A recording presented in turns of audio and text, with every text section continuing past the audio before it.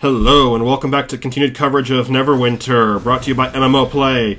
This is from the first beta weekend in February. This is the first dungeon called Cloak Tower. It is a level 16 group dungeon. It's actually the second area of content for players in the game. Before that, we have an assault called Orcish Assault. It's a skirmish, kind of a horde-style game.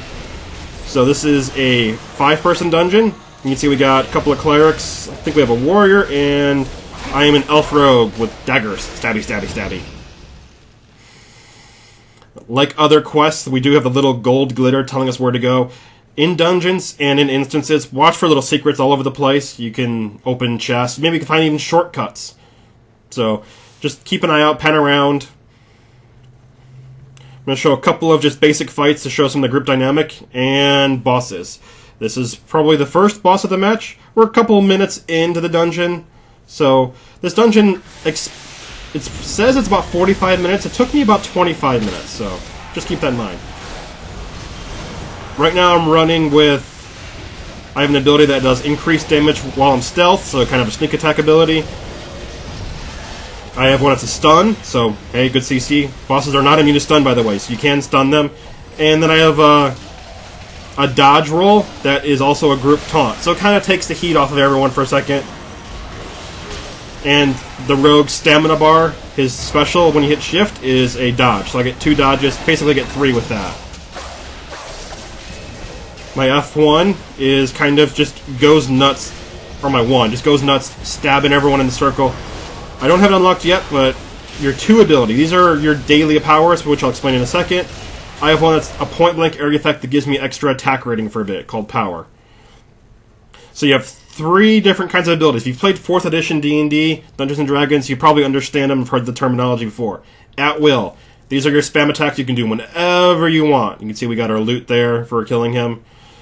The next one is your encounter powers. In Dungeons & Dragons, you get these once per encounter, once per fight. In this game, these are your cooldown abilities. So, QWE for basic skill bindings.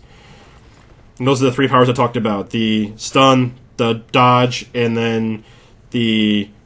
oh, I bet that hurt while I'm stealthed. And then you have your daily powers. These are the ones that, in D&D, you would get to use once per day with the rest in between. Thankfully, Cryptic didn't require that. You get action points as you do attacks. When you get to 100 action points, you can unload your daily power. There we go. So I got a little bit of CC, I got a really strong attack for if I come out of stealth, decent attack otherwise, and then I have my I'll help you tank attack. So you can see right there the guy used his skill to open this.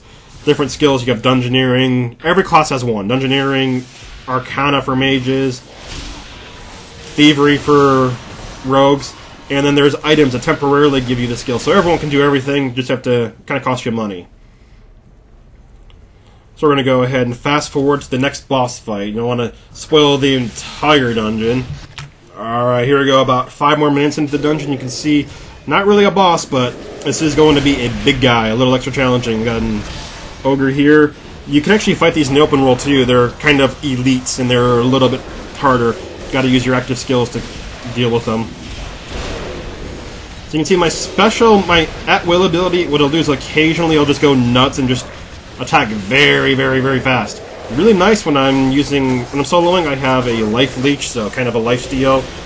So every time I hit, I'll trigger a little life steal. Nice way to keep myself going. This is also the build I use while soloing.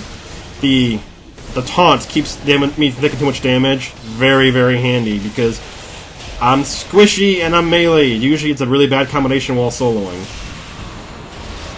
Also, rogues have really nice high single target DPS, so you can see a lot of times what I'll do is I'll try my best to kind of either focus on a tank, the main guy with the tank, or kill high value targets that are annoying us. And for trash, lots of little guys, I'll use my dodge and taunt them to keep them off the healers. So unlike a lot of games, rogues actually do have some group utility. You do not have to pick up gold. Thankfully, you just have to walk over it, like Diablo 3. A lot of times I find myself just spamming F, which is the grab key, as I'm going through. Let's go look at one more fight, then I'm gonna find the next boss encounter. Oh, this was a pretty easy one, huh?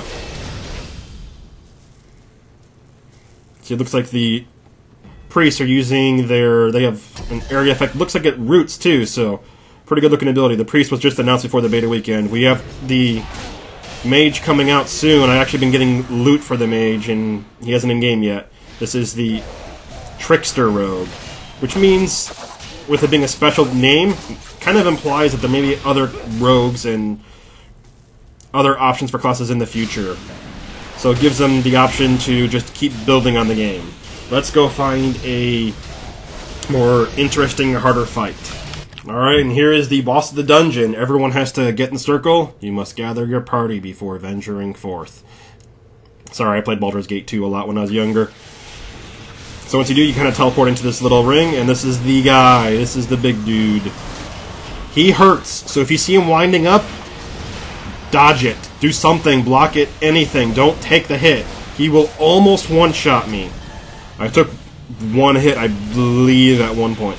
Also, just like I showed in the intro video, they do telegraph their area effect attacks. Make sure you're not in the area effect when it goes off. See if I can actually get hit by one and not die, just to show how they look. We got a lot of little guys on us. I'm trying to keep them taunted with my bait and switch, which is my little clone ability. Oops, stay out of the circle, stay out of the circle! There we go. You see I took a massive hit there. You do have potions, so you can self-heal quite a bit. The potions actually have a pretty short cooldown too, so if you're willing to spend the money, you can kind of self-heal pretty well. You don't need priests, it's just more expensive without them. You do not regenerate health over time, so that's pretty much your only way of healing unless you have a plus regenerate stat, which can be on certain items. So right now I'm using my right-click, my secondary attack. It is a range attack. I chuck daggers. You have a limited number of them, and they refresh over time. Looks like I might have aggro. Put down my little... Yeah, my taunt has aggro. So that gives us a chance to deal with some of these ads, too. I wish I had my... Oh, I got my bloodbath, my one. There we go, there's my daily power. Just slicing and dicing. I'm going to Ginsu him up. Get him kind of low. I'm trying to wait for stealth to regenerate. You can stealth in combat. It does take time to refresh, though. You have a stealth stat that refreshes slowly. Actually can increase how fast it regenerates.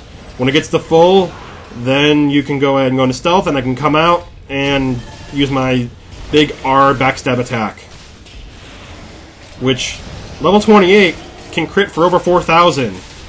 That will one-shot any trash monster and almost standard size monster, so it's a really powerful attack. Looks like he's very low, almost dead. Trying to keep them off the priest a little bit. Looks like he was running, so I figured he would have been wanting some space. Gonna drop my taunt for everyone. Again, trying to buy some time. Bloodbath about ready to go off too. I actually put feat points into increased action point generation, so I really should be spamming my bloodbath whenever it's up. There we go. At the end of the dungeon, the end of the boss, this little window pops up showing basically dungeon stats, which you can cycle through and see all the different things it tracks if you're interested in that. You know, a lot of games, like people like DPS meters. So you can hit X to bring that up at any point, X to make it go away. That's it for the dungeon. The boss drops a blue drop that everyone rolls on, need greed pass system, so we can find it. All the white items are specific to you. There we go. Defensive stats. Honestly, I'm not greedy. I'm gonna just greed that and let a warrior need on it. This is the other thing everyone gets. And then you come down here and you grab the chest. It gives you a bonus, and it gives you an item tailored to yourself. Some of the dungeons in Beta Weekend 1, the chest kind of bugged out a little bit. Something they'll probably work on for the next Beta Weekend. Other than that, that's pretty much it. This is the first one. It's called Cloak Tower. The next dungeon, proper dungeon, is in the mid to upper 20s. There are occasional skirmishes and other group content available. It is a fun game. It's free to play. Looking to come out sometime, they said early 2013. Not quite sure what that means when there's beta weekends planned through March. So I don't know when the actual release date's going to be. Stay tuned to the Perfect World's website for more information. If you want to get in the beta, go register. Maybe if you want to get guaranteed access, then you can go buy a Founders Pack. Thanks for watching. Stay tuned to more. And